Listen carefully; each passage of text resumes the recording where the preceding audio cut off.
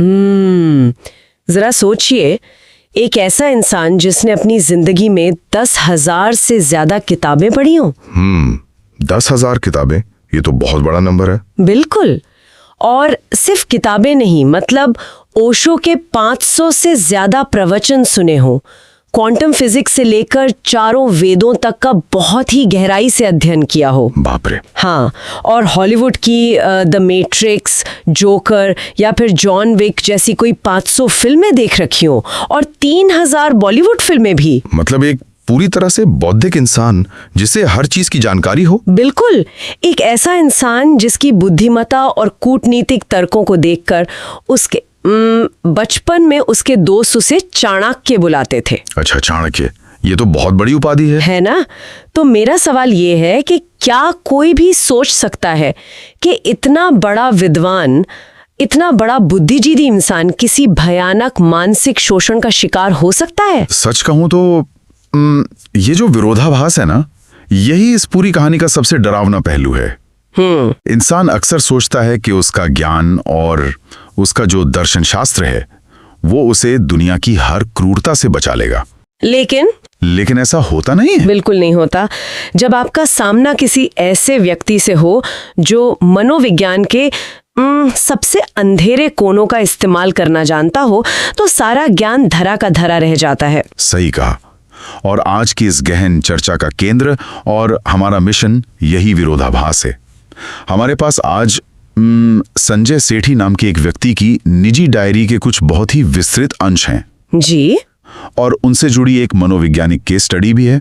और मैं बता दूं, ये कोई साधारण बुरे बॉस की कहानी नहीं है। बिल्कुल नहीं। ये कार्यस्थल पर होने वाले चरम मानसिक शोषण का एक ऐसा दस्तावेज है जो रोंगटे खड़े कर देता है। इस वृत्तांत के जरिए आज हम मानव मस्तिष्क के 3 सबसे जहरीले पहलुओं को समझेंगे। और वो पहलू हैं गैसलाइटिंग, एक्टिव सैडिज्म और मैलिग्नेंट नार्सिसिज्म। हाँ, बिल्कुल।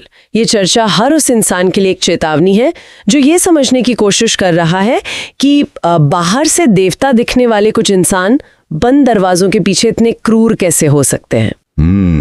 इस केस स्टडी में जो बात सबसे ज्यादा ध्यान खींचती है वो है परिस्थिति जन्य कमजोरी का फायदा उठाना। मतलब उनकी सिचुएशन का फायदा उठाना। हाँ, देखिए, संजय सेठी कोई ऐसे व्यक्ति नहीं थे जिन्हें आसानी से बेवकूफ बनाया जा सके। लेकिन कहानी तब शुरू होती है जब वो गंभीर अनिद्रा यानी इंसोम्निया के शिकार हो गए। ओह, इंसोम्निया। हाँ। नींद ना आना बहुत बुरी चीज है। बहुत भयंकर। और उनके परिवार ने भी उन्हें ठुकरा दिया था ये कहकर कि भाई खुद कमाओ और खाओ। बाप रे। तो इस बेहद कमजोर और हताश स्थिति में संजय अपने बचपन के एक दोस्त विजय के पास मदद मांगने गए। अच्छा, बचपन का दोस्त था वो? जी। विजय का अपना एक ऑफिस था जहां 15-20 लोग काम करते थे। शुरुआत में तो सब कुछ ठीक ही लगा, मतलब एक दोस्त ने दूसरे दोस्त को सहारा दिया, जो कि बहुत सामान्य सी बात लगती है।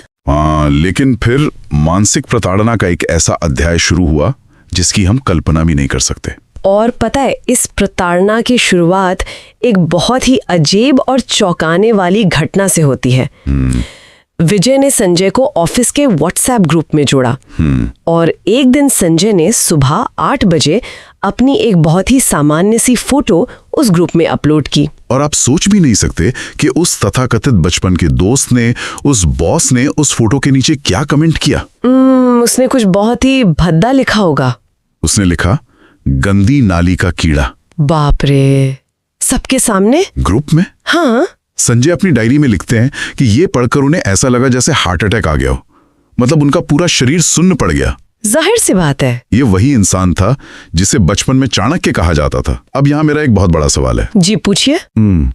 एक व्यक्ति जिसने मैट्रिक्स जैसी फिल्में देखी हों, जो सच्चाई के पीछे का भ्रम दिखाती हैं, जिसने ओशो को सुना हो, क्या ज्ञान इंसान के दिमाग को ऐसे मानसिक हमलों से सुरक्षित रखने के लिए कोई एंटीवायरस नहीं बनाता? ये बहुत अच्छा सवाल है। मतलब ये कैसे संभव है कि वो इतने बेबस हो गए? देखिए, मनोविज्ञान में से कॉग्निटिव डिफेंस ब्रेकडाउन कहते हैं, यानी संज्ञानात्मक बचाव का टूटना। ज्ञान और दर्शन शास्त्र वाकई एक ढाल का काम करते हैं, लेकिन उनकी कुछ शर्त होती हैं। बिल्कुल। वो तभी काम करते हैं जब शरीर और मस्तिष्क एक सामान्य संतुलित स्थिति में हो। संजय के मामले में वो गंभीर अनिद्रा से जूझ रहे थे।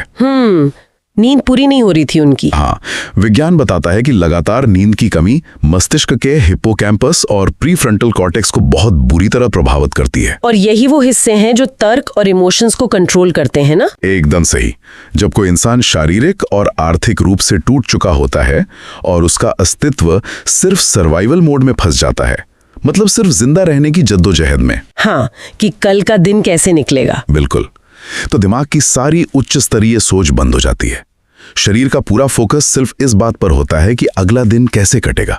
ये तो बिल्कुल वैसा है जैसे किसी बहुत ही सुरक्षित कंप्यूटर के एंटीवायरस सॉफ्टवेयर को उसी के एडमिनिस्ट्रेटर ने हैक कर लिया हो। बहुत सटीक तुलना है ये।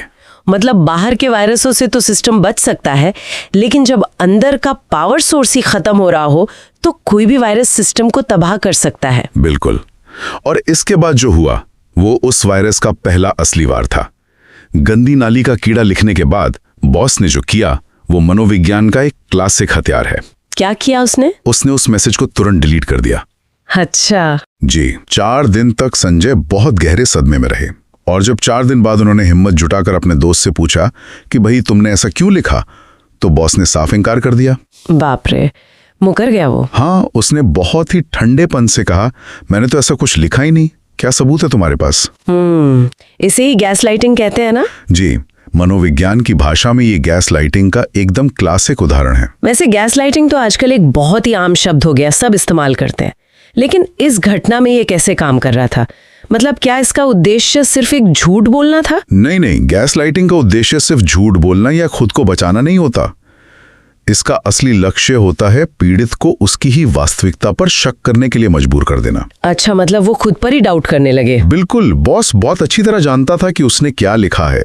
संजय ने भी अपनी आंखों से उसे पढ़ा था, लेकिन मैसेज डिलीट करके और पूरी दृढ़ता के साथ उस सच को नकार कर बॉस क्या कर रहा था? वो संजय के दिमाग से खेल रहा था। हाँ, वो संजय के थके हुए और नींद से वंचित दिमाग में ये बीज बो रहा था कि शायद संजय ही पागल हो रहे हैं, शायद उनकी आंखें या उनका दिमाग उन्हें धोखा दे रहा है। ये बहुत ही खौफनाक है। और जब किसी व्यक्ति का खुद की याददाश्त और अपने ही परसेप्शन से भरोसा उठ जाता है तो वो मानसिक रूप से पूरी तरह अपने शोषक के कंट्रोल में आ जाता है। समझ गई। लेकिन बात सिर्फ बंद दरवाजों या व्हाट्सएप ग्रुप तक तो सीमित नहीं रही ना। गैस लाइटिंग तो अंदर से तोड़ती है, लेकिन जब एक शिकारी को सिर्फ इससे मन नहीं भरता तो वो क्या करता है? वो पब्लिक में आता है। हाँ, वो अपने शिकार को सबके सामने लाता है। कहानी का अगला चरण सार्वजनिक अपमान का है। संजय को मिमिक्री का बहुत शौक था और वो इसमें माहिर भी थे। हुनरमंद इंसान थे वो। जी। एक दिन ऑफिस में वो अपनी इसी कला का इस्तेमाल कर रहे थे। वहाँ एक पंजाबी, एक साउथ इंडियन और एक राजस्थानी लड़की काम करती थी। संजय उन तीनों से बहुत ही सहजता से उन्हीं की भाषाओं में बात कर रहे थे। तभी वहाँ एक क्लाइंट्स की 2 बेटियां आईं। उन्होंने संजय के इस हुनर को देखा और बाहर जाकर बॉस से उनकी तारीफ कर दी कि अंदर बैठे अंकल तो बहुत टैलेंटेड हैं, 3 भाषाओं में बात कर रहे हैं। अब एक असुरक्षित और जहरीले बॉस के लिए अपने ही शिकार की तारीफ किसी और के मुंह से सुनना ये बर्दाश्त के बिल्कुल बाहर होता है। और प्रतिक्रिया तुरंत आई। बॉस अंदर आया और पूरे 15-20 लोगों के स्टाफ के सामने संजय को जोर से जोकर कहकर पुकारा। बाप रे। और यहाँ सबसे ज्यादा चुभने वाली बात यह है कि उस दिन होली का त्योहार था। ओहो। शाम को पूरा ऑफिस रंग खेलने की तैयारी कर रहा था, लेकिन उस एक शब्द ने, उस सार्वजनिक अपमान ने संजय को इतना गहरा धक्का दिया कि वो बिना रंग खेले चुपचाप उठकर घर चले गए। देखिए, होली जैसे त्योहार का दिन चुनना या उस दिन ऐसी घटना होना, ये मनोवैज्ञानिक रूप से बहुत भारी होता है। क्योंकि त्योहार तो खुशी का मौका होता है ना। बिल्कुल। त्योहार खुशी, समानता और सारे मतभेदों को भुलाने का प्रतीक होते हैं। उस दिन किसी को सबके सामने जोकर कहना ये साबित करता है कि बॉस नहीं चाहता था कि संजय उस सामाजिक खुशी का हिस्सा बने।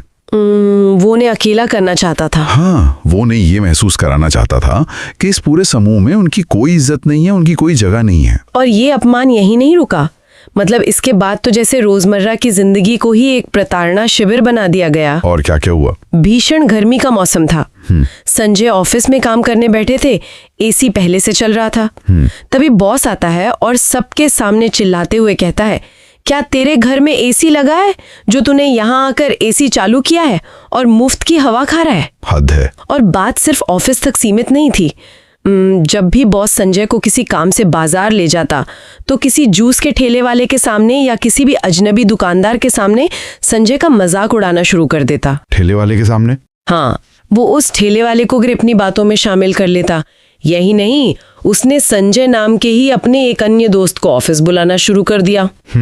वो व्यक्ति घंटों ऑफिस में बैठता और संजय का इस कदर मजाक उड़ाता कि उनका वहां बैठना दूभर हो जाता।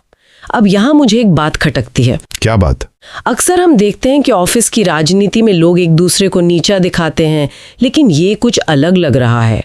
मतलब क्या हम इसे सिर्फ एक टॉक्सिक या जहरीला बॉस कह सकते हैं? नहीं, इसे सिर्फ टॉक्सिक कहना तो इसकी गंभीरता को बहुत कम करना होगा। तो फिर ये क्या है? देखिए, ऑफिस की राजनीति या सामान्य टॉक्सिसिटी अक्सर किसी फायदे के लिए होती है, जैसे प्रमोशन पाना हो, अपनी गलती छिपानी हो या दूसरों को दबाकर खुद आगे बढ़ना हो। कोई मोटिव होता है। बिल्कुल, लेकिन यहाँ बॉस को संजय का मजाक उड़ाने से कोई पेशेवर या आर्थिक फायदा तो नहीं हो रहा था ना? नहीं, बिल्कुल नहीं। ठेले वाले के सामने मजाक उड़ाना या किसी और को बुलाकर घंटों अपमानित करवाना एक बहुत ही अलग तरह की मानसिकता को दर्शाता है। इसे मनोविज्ञान में एक्टिव सैडिज्म कहते हैं। एक्टिव सैडिज्म, इसे अगर आसान भाषा में समझना हो तो इसका क्या मतलब है? साधारण शब्दों में कहूं तो एक सैडिस्टिक इंसान वो होता है जिसे दूसरों को मानसिक या शारीरिक दर्द देने में आनंद आता है। अच्छा, मतलब उन्हें खुशी मिलती है। हाँ, उनका सुख पैसे, सफलता या पावर में नहीं छिपा होता। उनकी जो हाय होती है ना, उनकी ऊर्जा, वो इस बात से आती है कि वो किसी और को कितना बेबस, लाचार और रोता हुआ देख सकते हैं। बाप रे। संजय अपनी डायरी में खुद को एक मरे हुए मुर्दे के समान बताते हैं जो पहले ही अनिद्रा और परिवार के ठुकराने के कारण टूट चुके थे। एक सैडिस्ट को ऐसे ही कमजोर शिकार की तलाश होती है। वो उस मरे हुए मुर्दे को लात मारने में एक विकृत खुशी महसूस करता है। ठेले वाले के सामने अपमानित करना कोई अचानक हुई बात नहीं होती। ये अधिकतम दर्द देने की एक सोची समझी योजना होती है। ये तो ऐसा है जैसे कोई आम गुंडा किसी कमजोर इंसान से पैसे छीनता है क्योंकि उसे पैसे चाहिए। हाँ।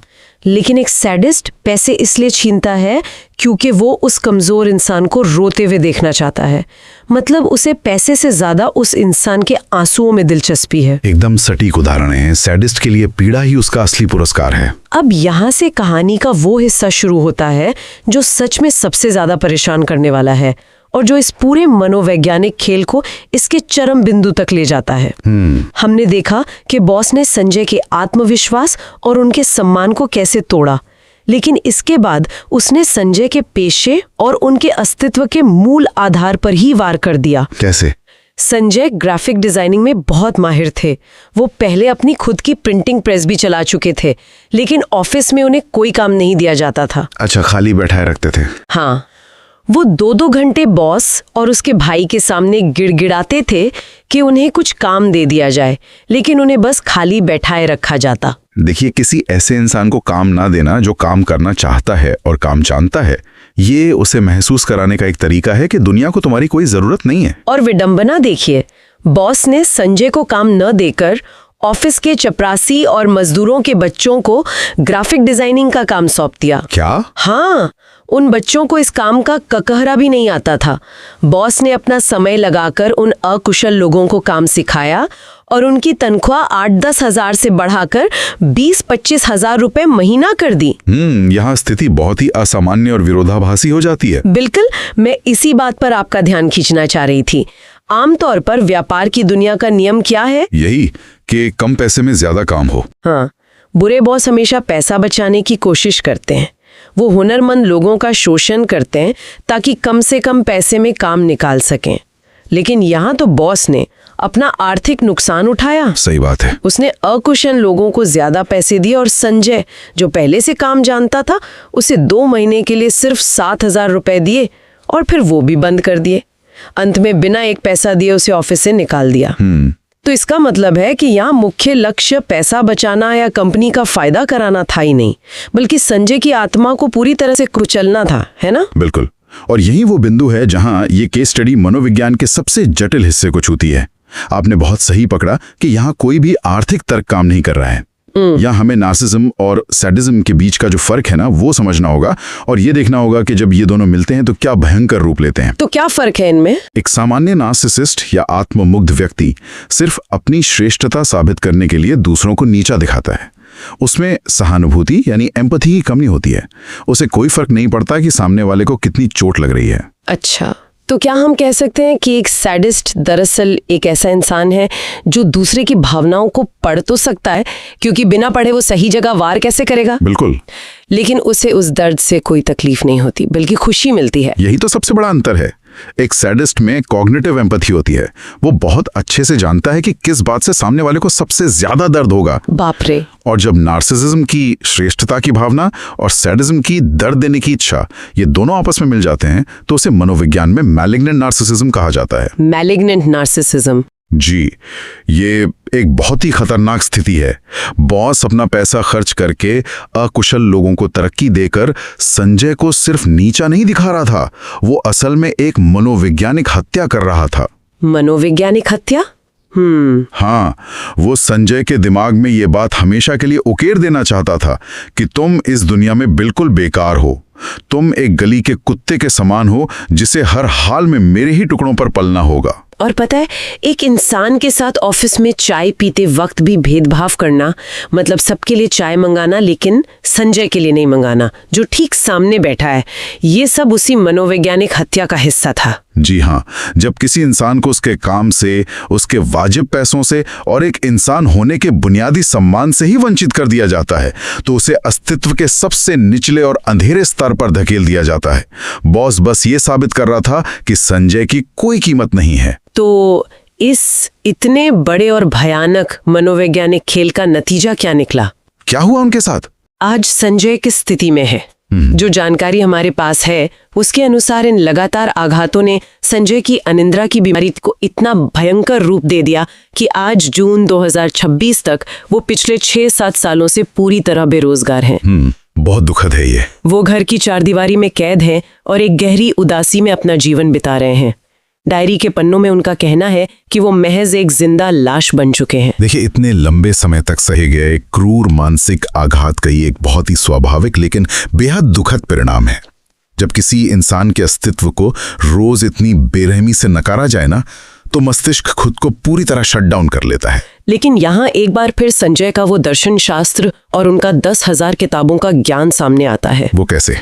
इतनी प्रताड़ना, इतना अन्याय सहने के बाद भी संजय के मन में अपने उस बचपन के दोस्त या बॉस के लिए कोई नफरत या शिकायत नहीं है। सच में? कोई शिकायत नहीं? नहीं, उनका सिर्फ एक ही मानना है कि आदमी वही दे सकता है जो उसके पास है। वो लिखते हैं कि बॉस के शरीर में खून की जगह जहर दौड़ रहा था, इसलिए उसने जहर ही बांटा। संजय के पास प्रेम और क्षमा थी, तो उन्होंने प्रेम दिया। वो इस पूरे भयानक अनुभव को एक ऐसी किताब की तरह देखते हैं जो उन्होंने पढ़ ली है और अब बंद कर दी है। बाप रे। एक ऐसा इंसान जो अंदर से पूरी तरह टूट चुका हो, उसकी ये दार्शनिक सोच सच में दिमाग को झकझोर कर रख देती है। ये दर्शाता है कि भले ही उनका संज्ञानात्मक बचाव टूट गया हो, लेकिन उनकी आत्मा का जो मूल स्वभाव था वो नहीं बदला। सही कहा। उनका ये स्वीकार भावी शायद वो आखिरी धागा है जिसने उन्हें पूरी तरह से पागल होने या मानसिक संतुलन खोने से बचा रखा है।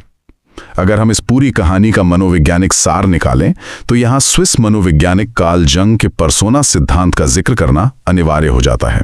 पर्सोना? यानी वो मुखौटा जो लोग दुनिया को दिखाते हैं? हाँ, लेकिन ये सिर्फ एक साधारण मुखौटा नहीं है। कार्ल जंग का मानना था कि हर इंसान समाज में खुद को ढालने के लिए एक पर्सोना या एक सभ्य रूप पहन लेता है। लेकिन संजय के अनुभव हमें एक बहुत ही भयानक वास्तविकता की ओर इशारा करते हैं। दुनिया में शायद 25% लोग ऐसे हो सकते हैं जिन्होंने बाहर से एक बहुत ही सभ्य, मददगार और देवता रूपी पर्सोना पहना हुआ है। समाज में उनकी बहुत इज्जत होती है जी, लेकिन असल में ये पर्सोना उनके भीतर बैठे एक ज़ॉम्बी के लिए जिंदा रहने का बस एक डिफेंस मैकेनिज्म है। अच्छा, मतलब ये मुखौटा इसलिए नहीं है कि वो अच्छे दिखे, बल्कि इसलिए है ताकि समाज उनके असली रूप को देखकर उन्हें बाहर न निकाल दे। बिल्कुल। वो जानते हैं कि अगर वो अपना असली रूप दुनिया को दिखाएंगे तो समाज उन्हें स्वीकार नहीं करेगा, इसलिए वो इस मुखौटे के पीछे छिपकर इंतजार करते हैं। और जैसे ही वो बंद दरवाजों के पीछे जाते हैं और उन्हें संजय जैसा कोई कमजोर टूटा हुआ इंसान मिल जाता है जो पलटवार नहीं कर सकता, तो वो ज़ॉम्बी बाहर आ जाता है। ऐसे ज़ॉम्बी जिन्हें जिंदा मुर्दों को नोचने और उनकी बेबसी का तमाशा देखने में परम सुख मिलता है। ये विचार ही कितना डरावना है कि कभी-कभी सबसे बड़े दानव सिंहों के साथ नहीं आते वो एक दोस्त की तरह मुस्कुराते हुए आते हैं। बिल्कुल। और इसी गहरे विचार के साथ हम आज की इस गहन चर्चा के अंतिम पड़ाव पर पहुंच गए हैं। जी। संजय सेठी की एक खौफनाक डायरी और उनकी कहानी हम सभी के लिए एक बहुत बड़ा सबक छोड़ जाती है। ये हमें ये सोचने पर मजबूर करती है कि हमारे आसपास ऐसे कितने लोग हैं जिन्होंने शराफत का ऐसा ही एक गहरा नकाब पहना हुआ है। सोचने वाली बात है। हो सकता है कि अगली बार जब किसी का सामना ऐसे इंसान से हो जो दुनिया की नज़र में एक बिल्कुल आदर्श इंसान हो, जो बाहर से किसी देवता की तरह बर्ताव करता हो, लेकिन बंद दरवाजे के पीछे उसका व्यवहार अजीब, क्रूर या भ्रमित करने वाला हो, तो खुद को पागल समझने या अपनी ही याददाश्त पर शक करने के बजाय रुकना जरूरी है। ये सोचने का समय आ गया है कि कहीं वो किसी के पर्सोना के पीछे छुपे असली चेहरे को तो नहीं देख रहे हैं। उस इंसान के मुस्कुराते हुए चेहरे को ध्यान से देखिए। कहीं वो मुस्कान किसी ज़ॉम्बी की तो नहीं जो अपना अगला शिकार ढूंढ रहा है। बिल्कुल सही। और इसी विचार के साथ हम आज की इस गहन चर्चा को यहीं समाप्त करते हैं। पे और बाद में करते करते करते करते उसको ये फील करा देता है कि मैंने इसलिए थप्पड़ मारा क्योंकि तुमने मेरे को इग्नाइट किया, क्योंकि तुमने शुरू किया इसलिए ये हुआ। आपने केले का छिलका गिराया और आप वेट कर रहे हो देखता हूं कौन फिसल के गिरे। पहले फिसल के गिरा कोई, फिर उसको देख के हा करके आप हंस रहे हो, तो आप सैडिस्ट हो। नमस्ते। कई बार मैं सोचता था कि कुछ लोग ऐसे क्यों होते हैं जो दूसरों को दुखी देख के खुश होते हैं, और इसका जवाब मिला साइकोलॉजी की दुनिया में। Welcome to Dharmendra show. आज हम बात करने वाले हैं उन लोगों की जो हमारे दोस्त हो सकते हैं, हमारे रिलेटिव्स हो सकते हैं, हमारे अपने हो सकते हैं, बट इनको खुशी होती है हमें दुखी देखकर। इन जनरल टर्म्स अगर हम बात करें तो इमोशंस की बात कुछ इस तरह से है। हम इंसान इस तरह से डिजाइन है कि कोई भी दुखी होता है उसको दुख को हम या तो महसूस करके खुद दुखी होते हैं, या हमें यह लगता है कि यार ये क्यों दुखी है आदमी। लेकिन 100 में से 6 लोग ऐसे भी होते हैं जो दूसरे को दुख में देखकर खुश होते हैं। इनफैक्ट वो इस तरह की प्लानिंग करते हैं कि वो दूसरे को दुखी कर कैसे लें।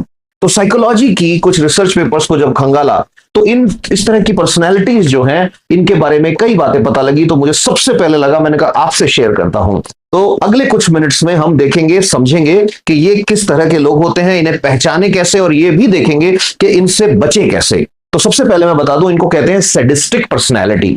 सैडिस्टिक का मतलब मैं अगर सैड हूं और आपको खुशी हो रही है तो आप सैडिस्टिक हैं। हम इंसान जो है, मैं बार बार बोल रहा हूं, डिजाइन इस तरह से कि हमारे इमोशंस में ये लिखा हुआ है कि जब भी कोई दुखी होगा हम खुश नहीं हो सकते। बट सैडिस्टिक लोग इस तरह के इंसान होते हैं जो दूसरे को दुखी देखकर खुश होते हैं। तो ये कहानी कहां से शुरू होती है? ये कहानी शुरू होती है यूनिवर्सिटी ऑफ ब्रिटिश कोलंबिया से। 2013 में यूनिवर्सिटी ऑफ ब्रिटिश कोलंबिया में एक एक्सपेरिमेंट किया टू इंश्योर, साइंटिफिकली इवैल्यूएट करने के लिए कि क्या सैडिस्टिक लोग सच में होते हैं। तो उन्होंने सैडिस्टिक लोगों को ढूंढा, उन सैडिस्टिक लोगों को एक ग्रुप में डाला गया और उस ग्रुप को यह कहा गया कि 4 काम हैं, उनमें से एक पिक कर लो। वो काम क्या थे? एक था कि किसी बूढ़े आदमी के कंधों की मसाज करनी है। दूसरा काम था कि आपको टॉयलेट क्लीन करने हैं। तीसरा काम था कि आपको एक स्कूल में जाके छोटे बच्चों को खिलाना है। और चौथा काम क्या था कि ये वाले काम 4-4 घंटे करने हैं। और चौथा काम था 1 घंटे के लिए आपको जिंदा कीड़े लेने हैं हाथ में और उनको पीसना है मशीन की हेल्प से, या उनको मारना है कीड़ों को मसल के। और कमाल की बात यह थी, जो सैडिस्टिक लोग पिक किए गए थे, बिना बताए उन पे एक्सपेरिमेंट किया गया था, उनमें से 97 से 99% लोगों ने कीड़ों को मारने वाला काम पिक किया। ये पहली बार हुआ दुनिया में कि एक साइकोलॉजी की एक थ्योरी को साइंटिफिक मेथड्स के अंदर अप्रूवल मिला। और ये प्रूव हुआ कि जो सैडिस्टिक लोग दूसरों को पेन देके खुश हो रहे थे, उन्होंने काम भी वही पिक किया जिसमें दूसरों को पेन मिलता हो। कीड़ों को मसल के मारने वाला काम उन्होंने पहले नंबर पे टिक किया कि हम तो ये काम करना पसंद करेंगे। अब हम बात करते हैं कि सैडिस्टिक लोग जो होते हैं, इन सैडिस्टिक लोगों की नंबर कितना होता है। ये आपके बॉस हो सकते हैं, हो सकता है वो आपको किसी फीडबैक के ऊपर बुरी तरह से ह्यूमिलिएट करते हो, उनको मजा आता हो सकता है रात को 9 बजे 10 बजे कॉल इसलिए किया जा रहा हो कि चलो ये आदमी अपनी फैमिली के साथ आराम कर रहा होगा, चलो इसको पिंच करते हैं। फिर ये आपका पार्टनर हो सकता है, पार्टनर किसी भी फॉर्म में हो सकता है, लाइफ पार्टनर भी हो सकता है, बिजनेस पार्टनर भी हो सकता है, स्टडी पार्टनर भी हो सकता है, वर्क पार्टनर भी हो सकता है। फिर आपका दोस्त हो सकता है, आपने उनसे अपनी बातें इसलिए शेयर की कि वो दोस्त है, और उसको जैसे ही पता लगा कि आपकी लाइफ की ये कमियां हैं, उसने आपकी मजाक उड़ानी शुरू कर दी। ये आपके पेरेंट्स भी हो सकते हैं, बिकॉज 100 में से 6 लोग, चारों तरफ नजर डालो, 100 में से 6 लोग जो हैं वो सैडिस्टिक घूम रहे हैं, ऐसा साइंस का मानना है।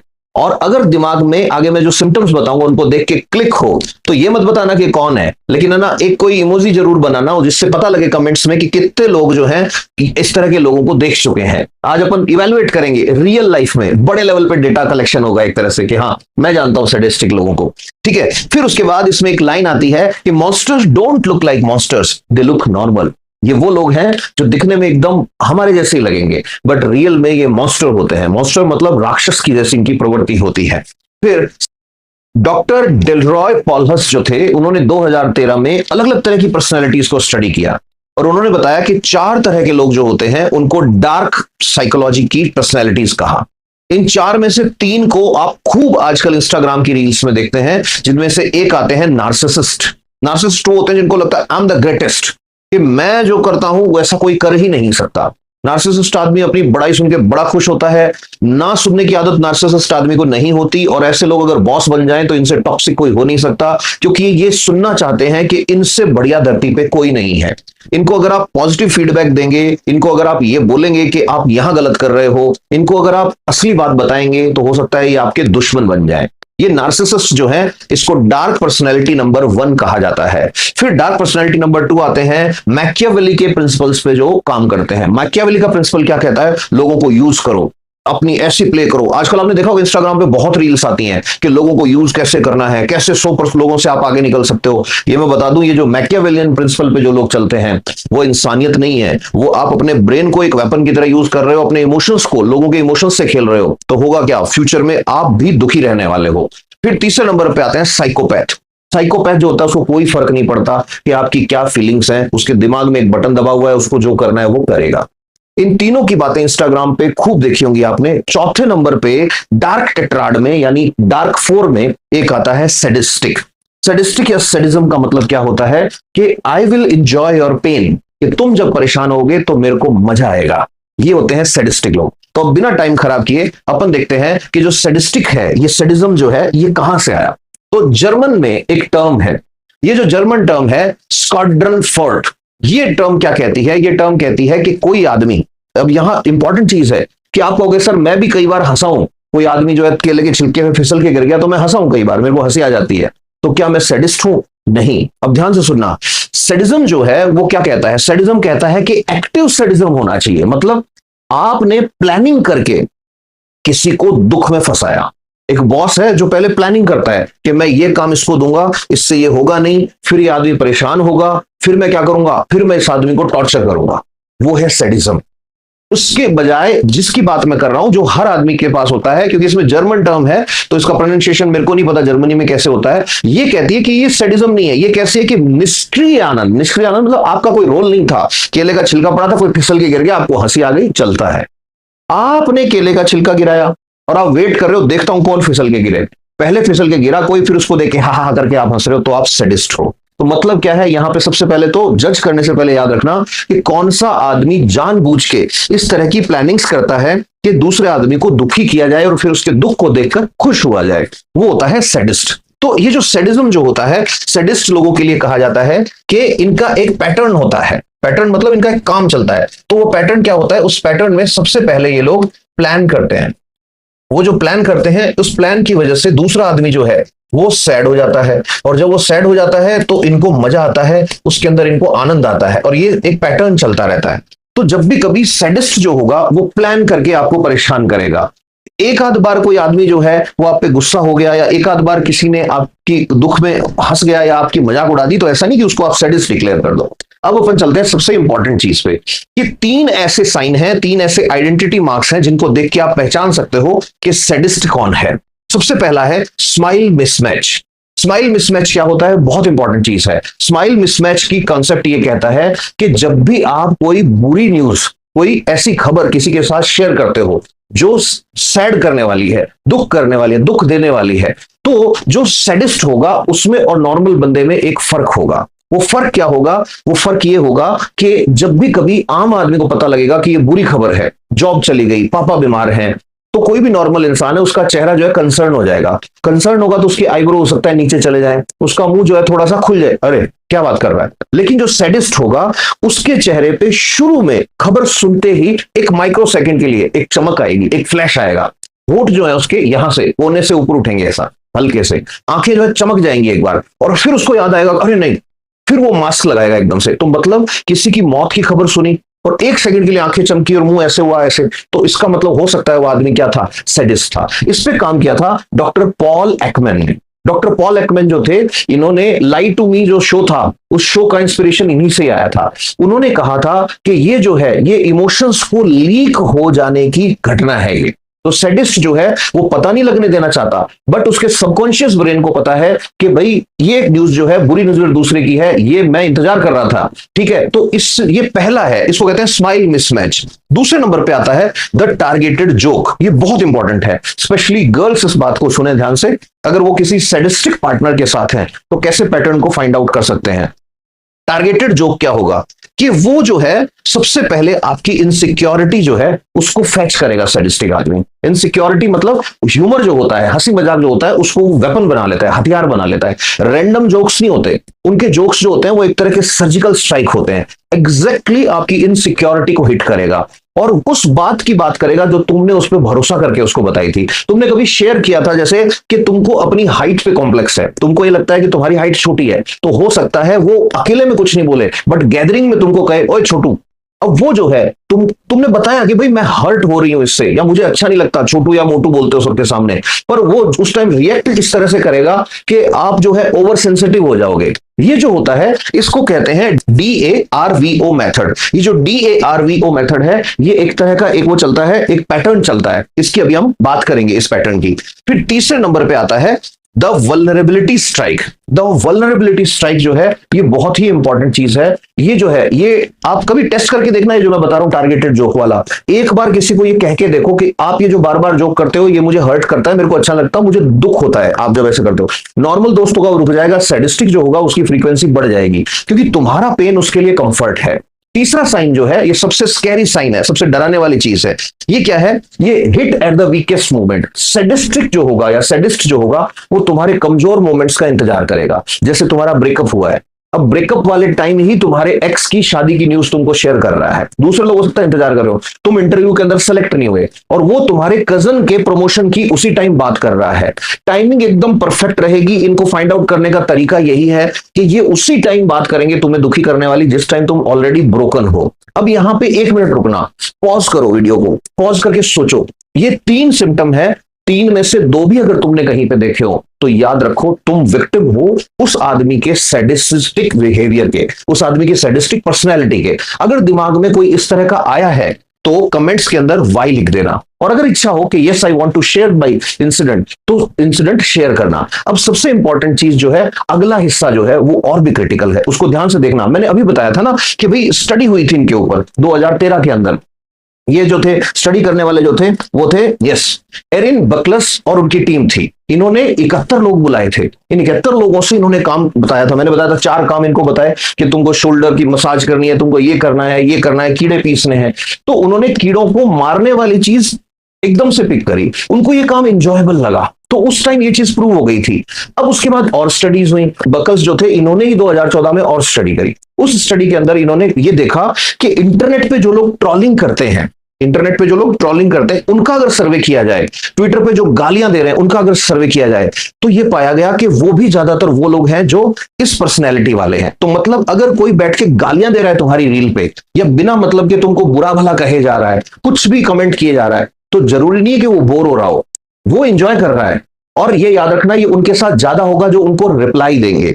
आगे अपन बात करते हैं, जो मैं कह रहा था सबसे क्रिटिकल चीज है, इनका एक साइकिल चलता है, डैरवो।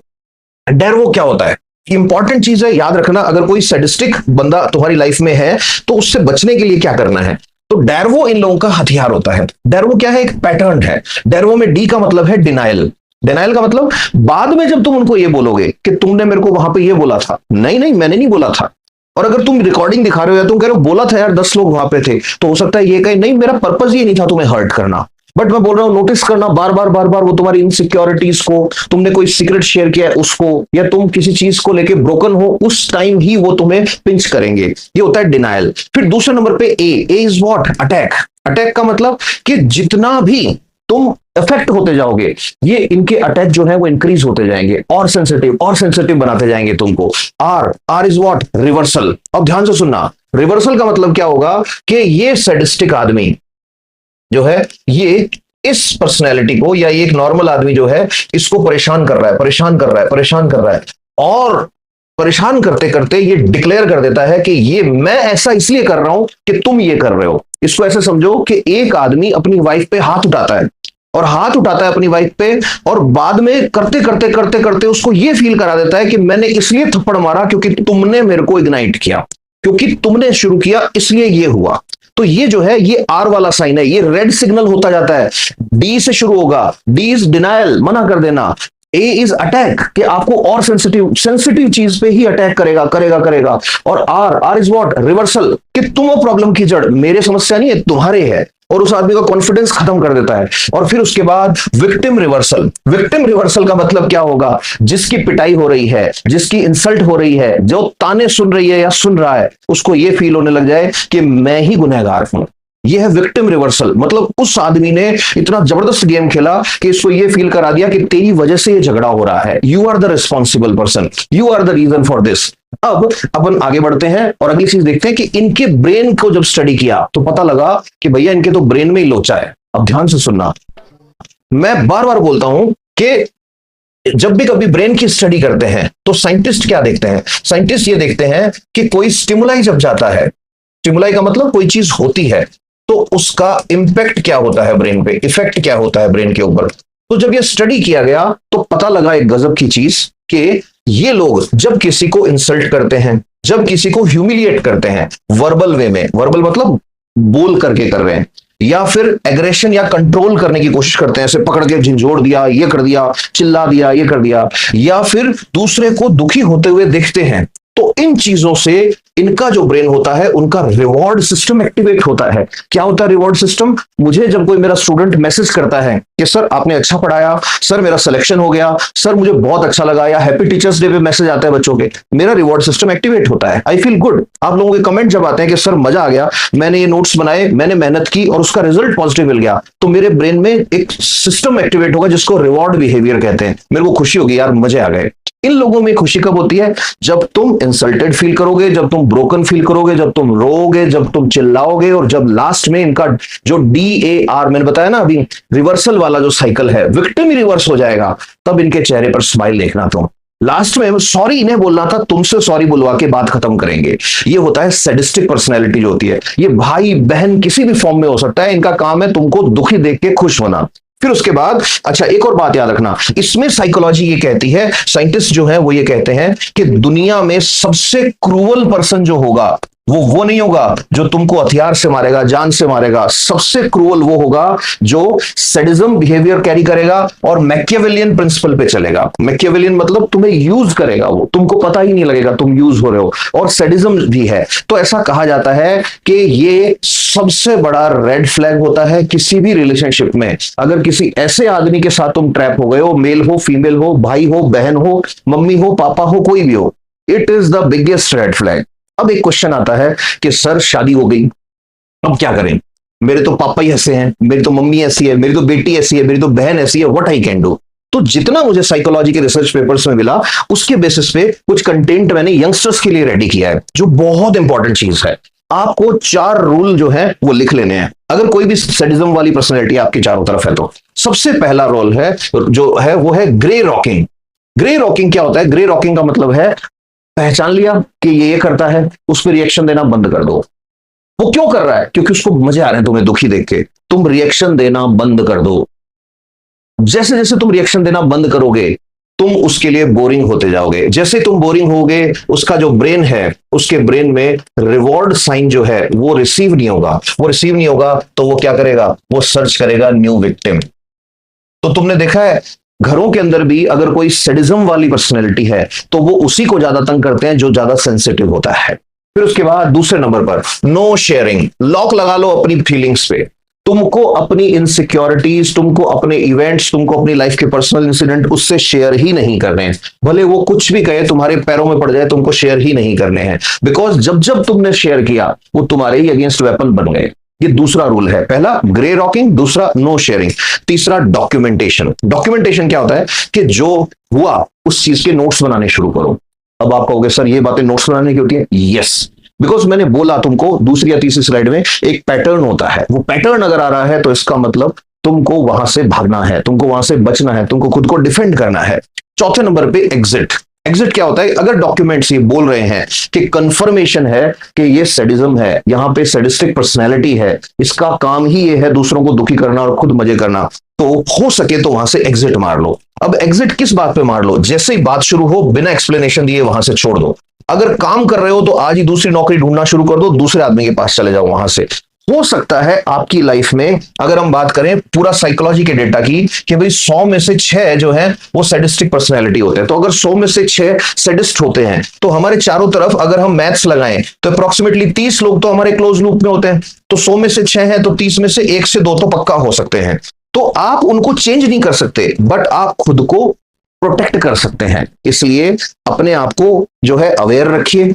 अगर आपने ऐसा कोई इंसिडेंट हुआ है, शेयर करना चाहते हैं तो कमेंट्स में शेयर करें, बिकॉज आप जो शेयर करते हैं वो दूसरे लोगों के भी काम आता है, नंबर 1। नंबर 2, अगर आप नहीं शेयर करना चाहते लेकिन आप जानते हो ऐसे पर्सन को, यस लिख दें, डैश लगा के। आप कुछ डिस्क्रिप्शन देना चाहे तो दे सकते हैं। हम मेल फीमेल का डेटा जो है वो भी कलेक्ट कर सकते हैं, पीपल एट लार्ज, बिकॉज हजारों कमेंट्स जो हैं उनसे डेटा गलत नहीं आता, अलग अलग जगह से आता है। तो आप अगर चाहे कंफर्टेबल फील करें, जगह भी शेयर कर सकते हैं कि इस जगह से ये डेटा आप शेयर कर रहे हैं, और दूसरों का डेटा भी आप देखें। कोई अगर कमेंट कर रहा है और आपको लगे कि इसको ये एडवाइस देनी है, वो भी आप एडवाइस उसके अंदर दे सकते हैं। कैसा लगा ये सेशन जरूर बताना, और किसी और की लाइफ में अगर आपको लग रहा है कि ऐसा कोई आदमी है जो उसको दुखी करता है तो ये जरूर उससे शेयर करना। Stay happy, stay blessed, love you all, thank you.